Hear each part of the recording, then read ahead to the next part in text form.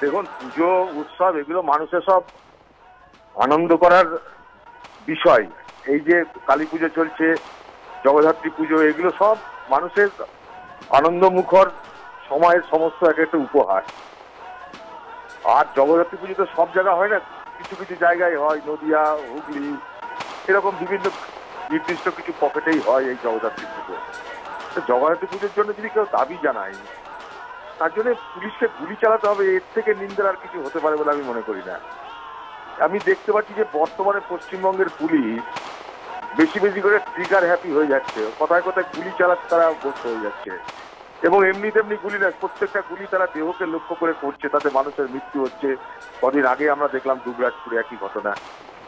প্রশাসনকে এই ব্যাপারে সতর্ক হতে হবে। পশ্চিমবঙ্গের মুখ্যমন্ত্রীকে একটা জিনিস মাথায় রাখতে হবে, যে সাধারণ মানুষের আশীর্বাদে, সাধারণ মানুষের সহযোগিতায়, সাধারণ মানুষের দুয়াতেই কিন্তু তিনি নির্বাচিত হয়েছেন। আচ্ছা, কথায় কথায় তার অধীনে থাকা পুলিশ যদি গুলি করে সাধারণ মানুষকে হত্যা করে, তাহলে কিন্তু বাংলার মানুষ এগুলোকে মেনে নেবে না। আমরা অপরাধ যে করেছে সেই পুলিশের আমরা যোগ্য শাস্তি চাই, যথোপযুক্ত শাস্তি চাই। এবং এই ঘটনার জন্য পশ্চিমবঙ্গের সরকার তার ক্ষমা চাওয়া উচিত বলে মনে করি। মৃতের পরিবারের প্রতি পূর্ণ সমবেদনা রেখে আমি এই ঘটনার চরম নিন্দা করে এই সরকারকে হুঁশিয়ারি দিয়ে বলতে চাই যে পশ্চিমবঙ্গের তৃণমূল সরকার পুলিশকে ব্যবহার করার প্রচেষ্টা যেন না করা হয়। বাংলার মানুষ কিন্তু এগুলো মেনে নেবে না।